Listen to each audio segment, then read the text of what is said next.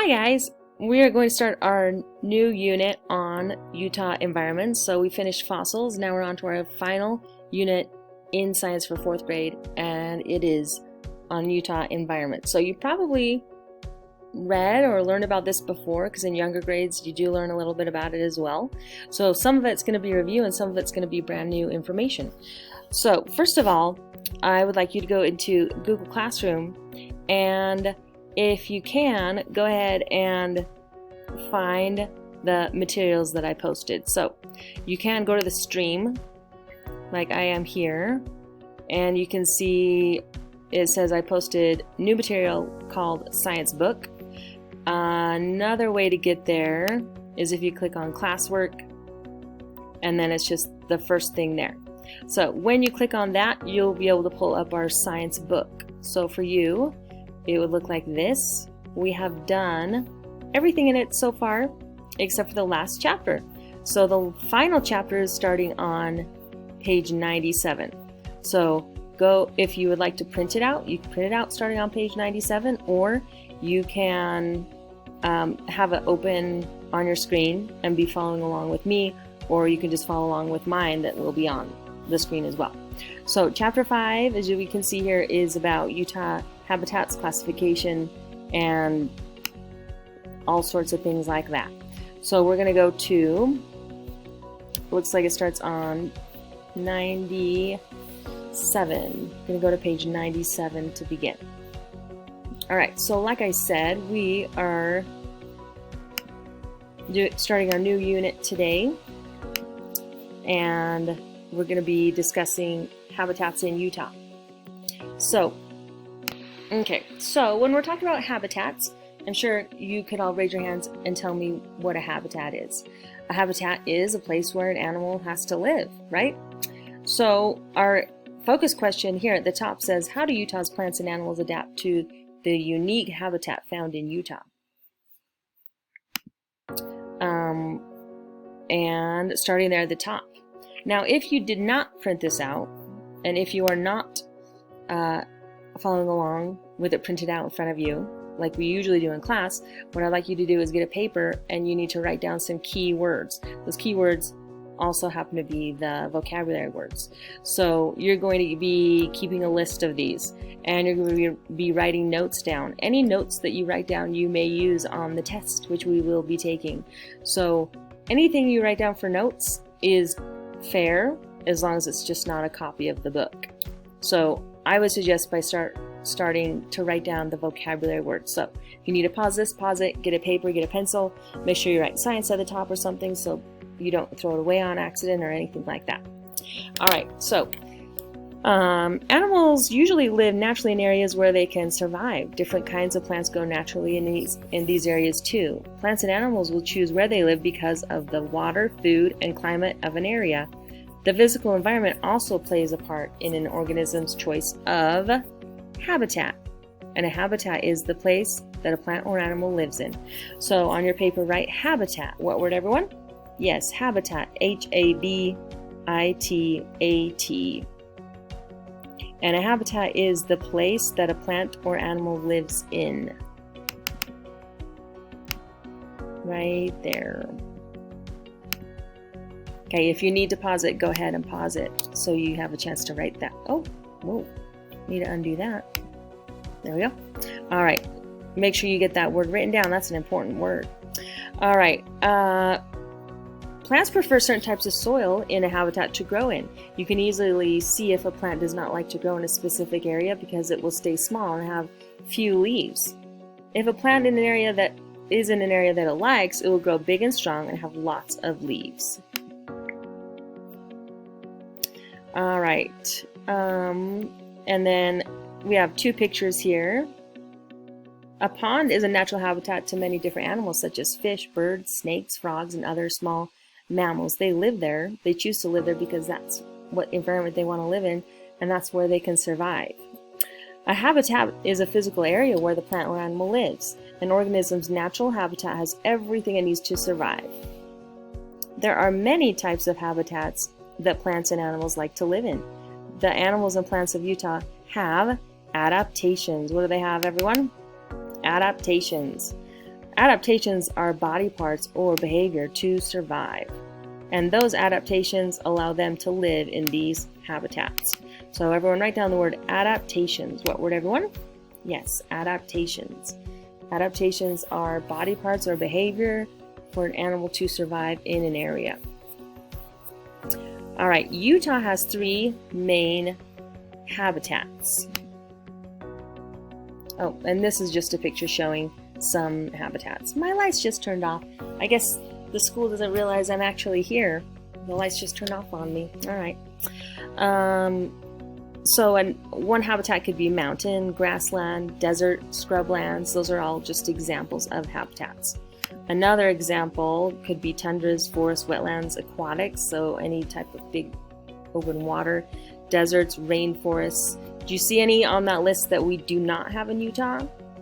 Yes, if you said rainforest, that is not a Utah habitat. We don't have those in Utah. And that has to do with our climate. The climate that we have here can't have rainforest in it. All right, Utah has 4 main habitats. 4 different habitats, however, we're going to focus on 3. The 3 we're going to focus on are deserts, forests, and wetlands. All right, back to our reading over here. Actually, I'm not going to read all of that. We're going to go on to what a wetland is. So in the book, a wetland is an area that is saturated with water seasonally or permanently. So it's saturated with water or covered by water at least one season of the year.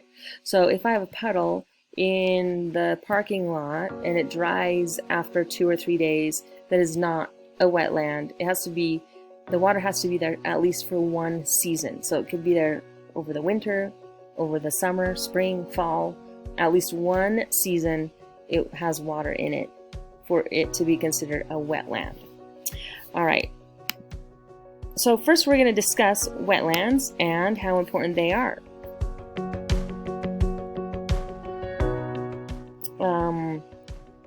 And on this paragraph, the water in a wetland may be freshwater or saltwater. Wetlands are extremely important habitats for several reasons. They store excess water from floods and slow down runoff, which helps prevent erosion. Wetlands also remove excess nutrients from runoff before it empties into rivers and lakes. Now, if we remember from learning about soil contains nutrients and plants need nutrients.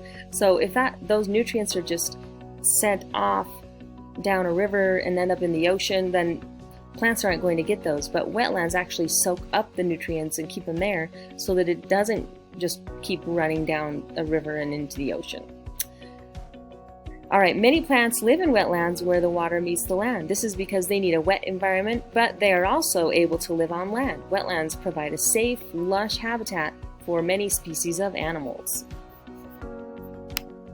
All right, imagine the picture here. It is late afternoon. The sun is sinking. The water trickles down the slow-moving river. On the banks of a river are tall grasses. Brown, fuzzy cattails blow in the breeze as insects buzz nearby.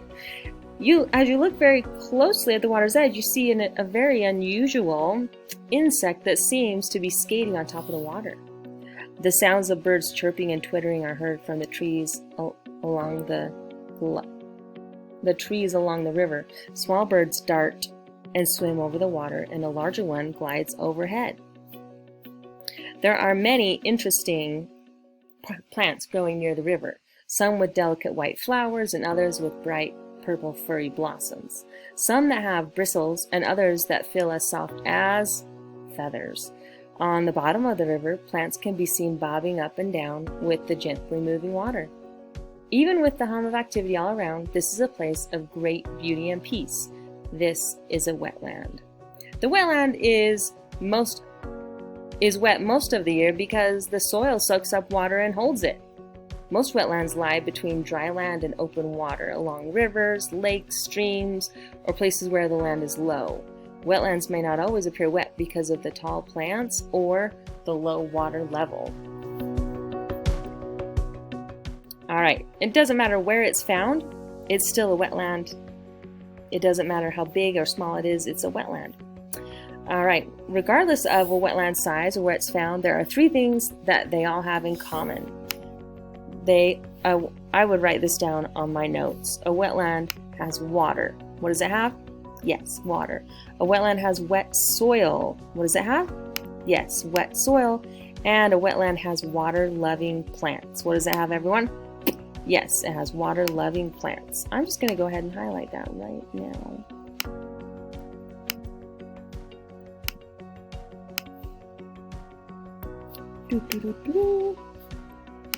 Oh, nope, not working. Okay.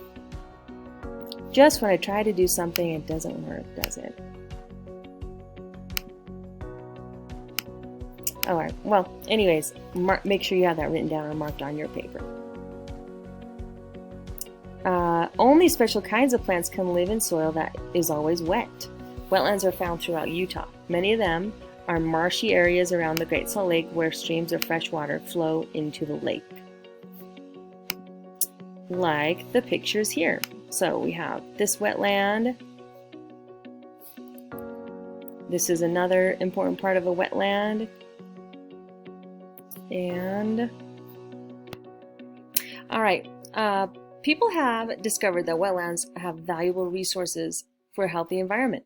They are great places to learn and enjoy. They also help control flooding. So what's one thing that wetlands do? Control flooding, yes. They clean water. What's another thing they do? They clean water. They are rich in natural resources and are home for They are the home for more living things than any other habitat. They have more living things living in their environment than any other habitat. That's pretty significant right there. Many animals rely on the protection and security of large number of plants for raising their young. The wetlands are also used by thousands of migrating and nesting birds as nesting and resting places. Plants that live in wetlands are bulrush and cattail are 2 of them. Bulrush looks like this. I'm sure you've seen it all over the place. It's very common here, especially in Utah. And that's another picture of bulrush. And cattail, I'm sure you've seen that as well. Those are 2 plants that live in wetlands. So bulrush is the first 2 pictures. The third picture shows you cattail. All of these are important to the animals that live in wetlands because it provides them great shelter. They can go and live, they can have a nest, ducks can go in there, let their eggs hatch in their nest, and they're safe, they're hidden from predators. They also provide food for animals, and the roots of cattails are the main source of food for muskrats. All right, if you spent your life in the water or on the wet ground of wetlands, you would need special body parts. Obviously, we can't do that because we don't have special body parts. The beaver is a wetland animal with unique adaptations for this environment.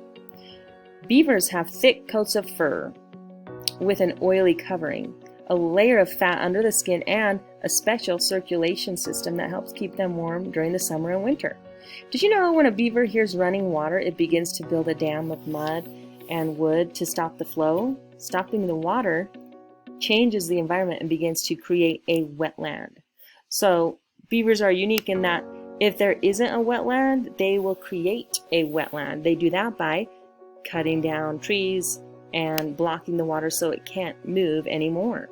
So that's a picture of a great beaver dam. That's what it's called. Their homes are called, or what they make is called a beaver dam because it's stopping the water. Beavers are master builders and use their long front teeth for gnawing on aspen trees. They eat the top tender leaves and use the rest to build on their lodges. They also store a supply of small trees, branches, and twigs at the bottom of their homes to help them survive the winter months. A beaver's back feet are webbed for swimming. Beavers can stay underwater for up to 15 minutes. The front paws, much like human hands, are made for holding food, working on dams, and digging. Beavers use their broad, flat tails to steer them when swimming, support when sitting, and to slap the water in warning when there is danger nearby. There's another great one and another good one there. All right, thank you.